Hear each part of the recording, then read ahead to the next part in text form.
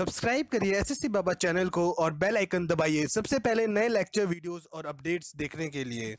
आनुवांशिकी वो लक्षण जो पीढ़ी दर पीढ़ी संचरित होते हैं आनुवांशिक लक्षण कहलाते हैं। आनुवांशिक लक्षणों के पीढ़ी दर पीढ़ी संचरण की विधियों और कारणों के अध्ययन को आनुवांशिकी जेनेटिक्स कहते हैं। आनुवांशिकता के बारे में सर्वप्रथम जानकारी ऑस्ट्रिया निवासी ग्रिगर जोहान मेंडल 1822 से 1884 ईस्वी ने दी। इसी कारण उन्हें आनुवांशिकता का पिता फादर ऑफ जेनेटिक्स कहा जाता है। डब्ल्यू वॉटसन ने 1905 ईस्वी में सर्वप्रथम जेनेटिक्स नाम का उपयोग किया। जोहानसन ने 1909 ईस्वी में सर्वप्रथम जीन शब्द का प्रयोग किया। फिनोटाइप जीवधारी के जो लक्षण प्रत्यक्ष रूप से दिखाई पड़ते हैं उसे फिनोटाइप कहते हैं। जीनोटाइप जीवधारी के आनुवांशिक संगठन को उसका जीनोटाइप कहते हैं, जो कि कारकों जीन का बना होता है। आनुवांशिकी संबंधी प्रयोग के लिए मेंडल ने मटर के पौधों का चुनाव किया था। मेंडल ने पहले एक जोड़ी विपरीत गुणों फिर दो जोड़े विपरीत गुणों की वंशागति का अध्ययन किया, जिन्हें क्रमशः एक संकरीय तथा द्विसंकरीय क्रॉस कहते हैं। पृष्ठ 373। एक संकरीय क्रॉस मोनोहाइब्रिड क्रॉस। मेंडल ने एक संकरीय क्रॉस के लिए लंबे टीटी एवं बोने स्मॉल टीटी पौधों के बीच क्रॉस कराया तो निम्न परिणाम प्राप्त हुए। इन परिणामों को एक चार्ट के द्वारा दर्शाया गया है। संबंधित चार्ट को समझने के लिए आप अपने मित्र की सहायता ले सकते हैं। द्विसंकरीय क्रॉस डाई हाइब्रिड क्रॉस।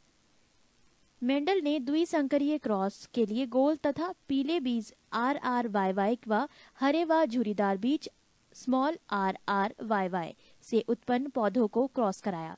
इसमें गोल तथा पीला बीज प्रभावी होते हैं।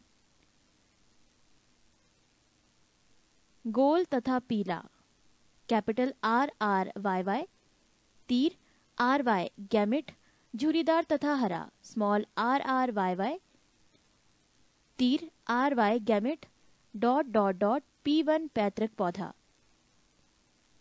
R capital R small r capital Y small y गोल तथा पीला संकर बीज डॉट डॉट डॉट F1। यहाँ स्वपरागण दो भागों में बांटा गया है। एक capital R small r capital Y small y यानी गोल और पीला क्रॉस। दूसरा capital R small r capital Y small y गोल और पीला। नर युग्मक से संबंधित यहाँ एक चार्ट दर्शाया गया है। इसे भी आप अपने मित्र की सहायता से संपर्क कर सकते हैं। पृष्ठ 374। अतः F2 पीढ़ी के पौधों का फिनोटाइप अनुपात 9:3:3:1 प्राप्त हुए तथा F2 पीढ़ी के पौधों का जीनोटाइप अनुपात 1:2:2:4:2:1:1:2:1 प्राप्त हुए। उपर्युक्त दोनों प्रकार के प्रयोगों के आधार पर मेंडल ने आनुवांशिकता संबंधी कुछ नियम दिए, जिन्हें मेंडल के आनुवांशिकता के नियम के नाम से जाना जाता है। इन नियमों में से पहला एवं दूसरा नियम एक संकरीय क्रॉस के आधार पर तथा तीसरा नियम द्विसंकरीय क्रॉस पर आधारित है। मेंडल के नियम। एक प्रभाविकता का नियम लॉ ऑफ डोमिनेंस। एक जोड़ा विपर्यायी गुणों वाले शुद्ध पिता या माता में संकरण करने से प्रथम पीढ़ी में प्रभावी गुण प्रकट होते हैं, जबकि अप्रभावी गुण छिप जाते हैं। प्रथम पीढ़ी में केवल प्रभावी गुण ही दिखाई देता है, लेकिन अप्रभावी गुण उपस्थित अवश्य रहता है। ये गुण दूसरी पीढ़ी में प्रकट होता है। दो पृथक्करण का नियम लॉ ऑफ सीग्रेगेशन। लक्षण कारकों जीनों के जोड़ों के दोनों कारक युग्म बनाते समय पृथक हो जाते हैं और इनमें से केवल एक कारक ही किसी एक युग्मक में पहुंचता है। इस नियम को युग्मकों की शुद्धता का नियम भी कहते हैं। 3 स्वतंत्र अपव्यूहन का नियम लॉ ऑफ इंडिपेंडेंट असॉर्टमेंट। जब दो जोड़ी विपरीत लक्षणों वाले पौधों के बीच संकरण कराया जाता है तो दोनों लक्षणों का पृथक्करण स्वतंत्र रूप से होता है। एक लक्षण की वंशानुगति दूसरे को प्रभावित नहीं करती। युग्म विकल्पी एलिलेस। एक ही गुण के विभिन्न विपर्यायी रूपों को प्रकट करने वाले लक्षण कारकों को एक दूसरे का युग्म विकल्पी या एलील कहते हैं। सहलग्नता लिंकेज। एक ही गुणसूत्र पर स्थित जीनों में एक साथ वंशगत होने की प्रवृत्ति पाई जाती है। जीनों की इस प्रवृत्ति को सहलग्नता कहते हैं। जबकि जीन जो एक ही गुणसूत्र पर स्थापित होते हैं और एक साथ वंशानुगत होते हैं उन्हें सहलग्न जीन, लिंक्ड जीन्स कहते हैं। लिंग सहलग्न जीन, सेक्स लिंक्ड जीन्स, लिंग सहलग्न गुणों को एक पीढ़ी से दूसरी पीढ़ी में ले जाते हैं। वास्तव में एक्स गुणसूत्र पर स्थित जीन ही लिंग सहलग्न जीन कहे जाते हैं, क्योंकि इसका प्रभाव नर तथा मादा दोनों पर पड़ता है।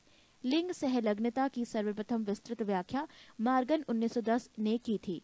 मनुष्यों में कई लिंग सहलग्न गुण जैसे रंग वर्णांधता, गंजापन, हीमोफीलिया, मायोपिया, हाइपरट्राइकोसिस इत्यादि पाए जाते हैं। लिंग सहलग्न गुण स्त्रियों की अपेक्षा पुरुषों में ज्यादा प्रकट होते हैं। जीव या जाति तथा गुणसूत्र। एस्केरिस 2, मच्छर 6, घरेलू मक्खी 12, मटर 14, प्याज 16, मक्का 20, टमाटर 24, मेंढक 26, नींबू 18 और 36, बिल्ली 38, चूहा 40, गेहूं 42, खरगोश 44, मनुष्य 46, आलू 48, चिंपैंजी 48, तंबाकू 48, घोड़ा 64, कुत्ता 78, कबूतर 80, टेरिडोकाइटस 1300 से 1600। गुणसूत्र। मानव आनुवांशिकी, ह्यूमन जेनेटिक। गुणसूत्र क्रोमोसोम्स का नामकरण डब्ल्यू वाल्डेयर ने 1888 ईस्वी में किया था। गुणसूत्रों में पाए जाने वाले आनुवांशिक पदार्थ को जीनोम कहते हैं। जीन इन्हीं गुणसूत्रों पर पाया जाता है। गुणसूत्रों के बाहर जीन यदि कोशिका द्रव्य के कोशिकांगों में होती हैं तो उन्हें प्लाज्मा जीन कहते हैं। 1956 ईस्वी में इस एस बेंजर द्वारा जीन की आधुनिक विचारधारा दी गई। इसके अनुसार जीन के कार्य की इकाई सिस्ट्रॉन, उत्परिवर्तन की इकाई म्यूट्रॉन तथा पुनः संयोजन की इकाई को रेकॉन कहते हैं। मानव में 20 आवश्यक अमीनो एसिड पाए जाते हैं। पृष्ठ 375। आर्थर कोर्नवर्ग ने 1962 ईस्वी में डीएनए पॉलीमेरेज नामक एंजाइम की खोज की, जिनकी सहायता से डीएनए का संश्लेषण होता है। मनुष्य में लिंग निर्धारण। मनुष्यों में गुणसूत्रों की संख्या 46 होती है। प्रत्येक संतान को समजात गुणसूत्रों की प्रत्येक जोड़ी का एक गुणसूत्र अंडाणु के द्वारा माता से तथा दूसरा शुक्राणु के द्वारा पिता से प्राप्त होता है। शुक्र जनन स्पर्मेटोजेनेसिस में अर्धसूत्री विभाजन द्वारा 2 प्रकार के शुक्राणु बनते हैं। आधे वो जिनमें 23वीं जोड़ी का एक्स गुणसूत्र आता है अर्थात 22+X, और आधे वो जिनमें 23वीं जोड़ी में Y गुणसूत्र जाता है। 22+Y नारियों में एक समान प्रकार का गुणसूत्र अर्थात 22+X तथा 22+X वाले अंडाणु पाए जाते हैं। निषेचन के समय यदि अंडाणु X गुणसूत्र वाले शुक्राणु से मिलता है तो युग्मनज ज़ायगोट में 23वीं जोड़ी XX होगी और इससे बनने वाली संतान लड़की होगी।